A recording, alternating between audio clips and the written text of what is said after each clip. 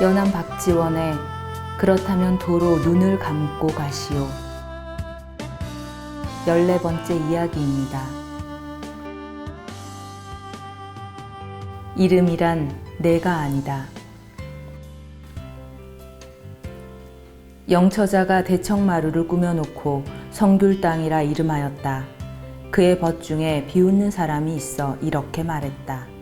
자네는 어찌 분답스럽게도 호가 그리 많은가. 옛적에 열경이 부처 앞에서 참회하여 불도를 닦아 크게 깨닫겠다고 맹세를 하면서 속명을 버리고 법호를 따르기를 원했더니 큰 스님이 손바닥을 치며 웃고는 열경에게 이렇게 일렀다더군. 한심하도다 너의 어리석음이여. 너는 아직도 여전히 이름을 좋아하는구나. 중이란 몸이 마른 나무 같기에 목비구라 부르고 마음은 불 꺼진 재 같기에 회두타라고 부르느니라. 산 높고 물 깊은 여기에서 이름은 해서 어디 쓰려나. 내가 너의 몸뚱이를 돌아보거라. 이름이 어느 곳에 있느냐. 내가 몸뚱어리를 가지고 있기에 그림자가 있다만 이름이란 본디 그림자조차 없는 것이거늘 장차 무엇을 버리고자 하느냐. 너는 내 이마를 쓰다듬어 보아라. 머리카락이 있었기 때문에 빗으로 빗었지만 머리카락을 이미 깎아버린 터에 빗을 어디에 쓰겠느냐. 내가 장차 속명을 버리겠다 한다지만 이름은 옥이나 비단이 아니고 밭이나 택지가 아니며 금이나 구슬이나 돈도 아니고 음식이나 곡식도 아니다. 식기도 아니고 솥도 아니며 두멍도 아니고 가마솥도 아니며 광주리, 소쿠리, 나무술잔, 보시기, 병, 물동이 및 제기 따위의 물건도 아니다. 차고 다니는 주머니 칼이나 향주머니처럼 풀어버릴 수 있는 것도 아니다. 비단, 관복이나 학을 수놓은 흥배나 섣띠, 병부, 인장처럼 벗어버릴 수 있는 것도 아니다. 양쪽 가에 원앙을 수놓은 베개와 형형색색 헝겊으로 띠를 느린 비단장처럼 남에게 팔아넘길 수 있는 것도 아니다. 때가 끼는 것도 아니고 먼지가 앉는 것도 아니어서 물로 씻을 수 있는 것도 아니다.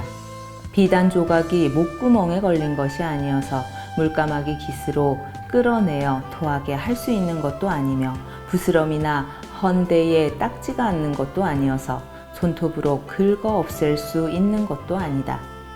이것은 너의 이름이지만 너의 몸에 있는 것이 아니고 남의 입에 달린 것이다.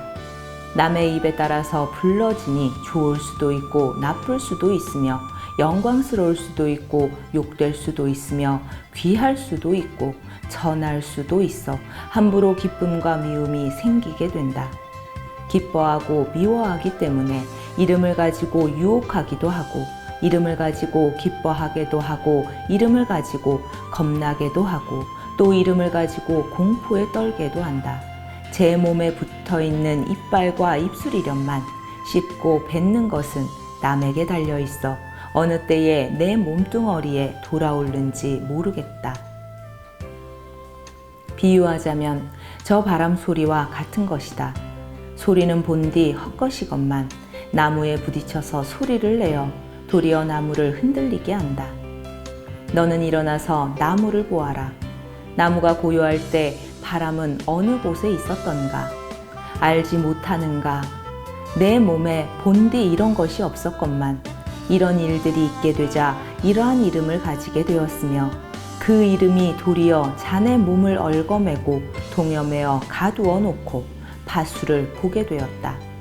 마치 저 종을 칠 때 타종을 그쳤어도 그 메아리가 전달됨과 같다. 사람의 몸뚱어리는 비록 100번 죽더라도 그 이름은 언제나 그대로 남아있다. 이름은 빈 것이기 때문에 변하지도 않고 닳아 없어지지도 않는다. 마치 매미의 허물이 있고 귤의 껍질이 있는 것과 같다. 매미의 소리를 찾고 귤의 향기를 추구하는 것은 허물과 껍질에서 할 것이 아니요 허물과 껍질 그 자체는 텅 빈 것임을 알지 못한다. 내가 처음 태어났을 때 포대기 속에서 응애응애 울었어도 이런 이름은 없었다. 내 부모가 너를 사랑하고 귀여워하여 길하고 상서로운 글자를 골라 이름을 지어주고 정작 부를 때는 장수하라고 일부러 더럽고 천한 이름을 지어 불렀으니 모든 게 너를 축복하기 위한 것이었다. 그때 너는 부모에게 의지하여 사느라고 내 몸을 제 맘대로 하지 못했다.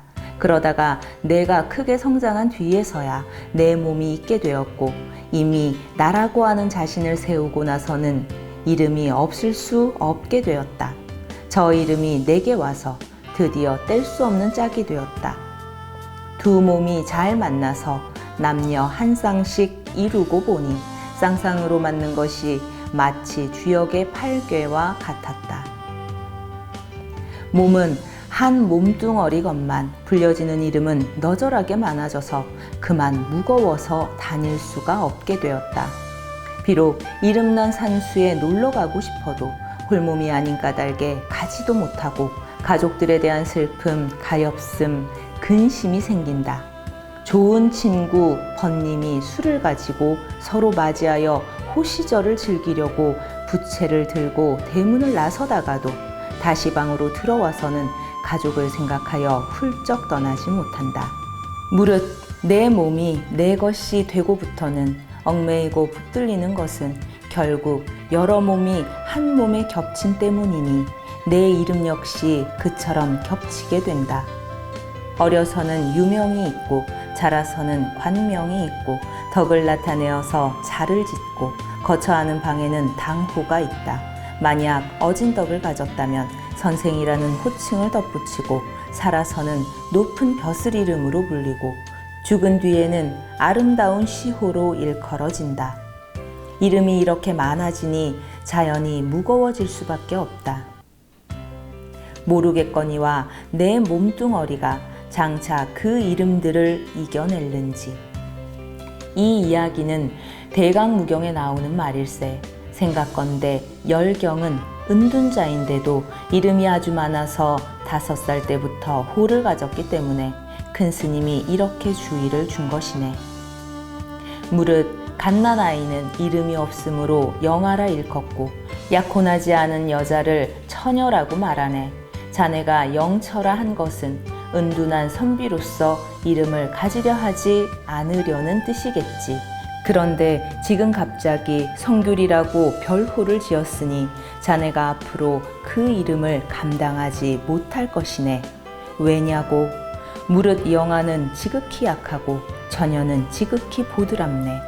사람들은 자네의 약함과 보드라움을 보고는 오히려 영처라고 부를 것이네. 게다가 매미는 소리를 내고 귤은 향기가 있으니 사람들이 모여들어 자네의 집은 이제부터 장터처럼 붐빌 것이네.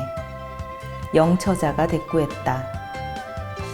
무릇 큰 스님의 말과 같을 진된 매미는 허물을 벗어 그 각질이 말랐고 귤은 오래되어 껍질이 빈 껍질이 되었으니 무슨 소리와 빛이며 냄새와 맛이 있겠는가. 이미 좋아할 만한 소리와 빛, 냄새와 맛이 없어졌다면 사람들은 저를 껍질과 껍데기 밖에서 찾으려 하지 않겠소이까.